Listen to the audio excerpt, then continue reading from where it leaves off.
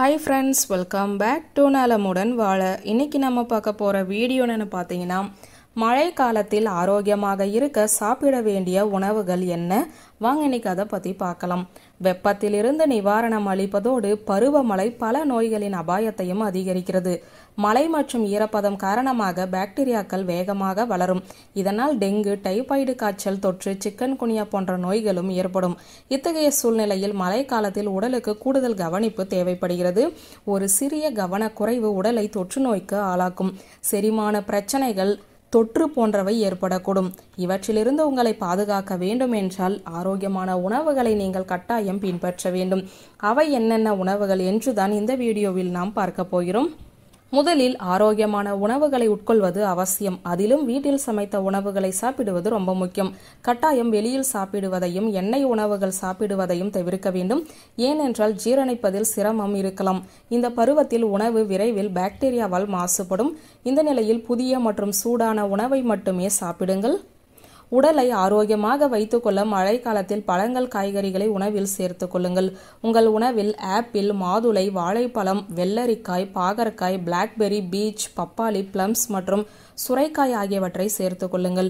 இந்த உணவுகளில் vitamin A, vitamin C, anti ஆக்சிடென்ட்கள் இருக்கின்றன. இது நோய் எதிர்ப்பு சக்தியையும் பலப்படுத்துகிறது. உடலையுமே ஆரோக்கியமாக வைத்துக்கொள்ளும். அதிகமான கொழுப்பு உள்ள அசைவ உணவுகள் எடுத்துக்கொள்ளக்கூடாது. குறிப்பாக மட்டன், சிவப்பு நிற இறைச்சிகளையும் தோலுடன் இருக்கும் கோழிகள் எடுப்பதையும் விட மீன்களை எடுத்துக்கொள்ளுங்கள்.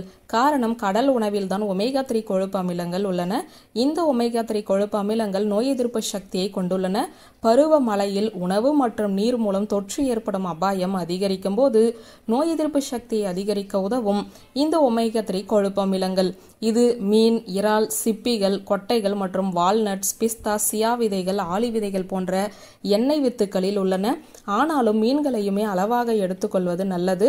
காரணம், இந்த பருவத்தில் கடல் உணவுகளை உட்கொள்வது உணவு மூலம் பரவும் நோய்களின் அபாயத்தையுமே அதிகரிக்கிறது. கண்டிப்பாக குழந்தைகள் முதல் பெரியவர்கள் வரை அனைவரும் இந்த மழை காலத்தில் மஞ்சள் கலந்த பாலை குடிப்பது நல்லது. மஞ்சளில் குர்குமின் அதிகமாக உள்ளது. இது ஆக்சிஜனேற்ற நுண்ணுயிர் எதிர்ப்பு விளைவுகளை கொண்டுள்ளது. மேலும் இரைப்பை புண்களை தடுக்கிறது.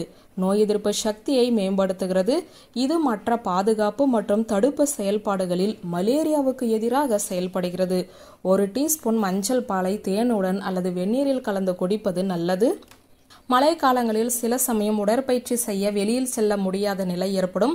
நடைப்பயிற்சியும் செய்ய முடியாது. ஆனால் வீட்டில் உடற்பயிற்சி அல்லது யோகா செய்ய முயற்சி செய்யுங்கள். இவ்வாறு செய்வதால் உடல் எடை குறைவதுடன் நோய் எதிர்ப்பு சக்தியும் பலப்படும். அதனால் அவ்வளவு சீக்கிரமாக மழைக்கால தொற்றுக்கள் உங்கள் உடலை தாக்காது. குளிர் மற்றும் காய்ச்சலை எதிர்த்து போராட உதவுவதுதான் இஞ்சியும் பூண்டும். நெஞ்செரிச்சலை நீக்குகிறது. வைரஸ் எதிர்ப்பு பண்புகளை கொண்டுள்ளது. அவை அலர்ச்சி எதிர்ப்பு, ஆன்டிபயாட்டிக் மற்றும் ஆக்சிஜனேற்ற விளைவுகளையும் கொண்டுள்ளது. இஞ்சி டீ தொண்டை வலியை குறைக்க உதவும். 1 வயதுக்கு மேற்பட்ட குழந்தைகளுக்கு அரைத்த இஞ்சி அல்லது அதன் சாறை தேனில் சேர்க்கலாம். இதை சூப்களிலோ அல்லது வயதானவர்களுக்கோ தேநீரிலும் கலந்து கொடுக்கலாம். பூண்டு ஆன்டி மைக்ரோபியல் அல்லது பூஞ்சை எதிர்ப்பு பண்புகளை கொண்டுள்ளது.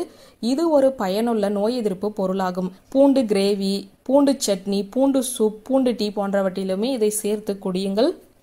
வியூவர்ஸ், இந்த வீடியோ உங்களுக்கு பிடித்திருந்த லைக், கமெண்ட், ஷேர் பண்ணுங்க. நன்றி.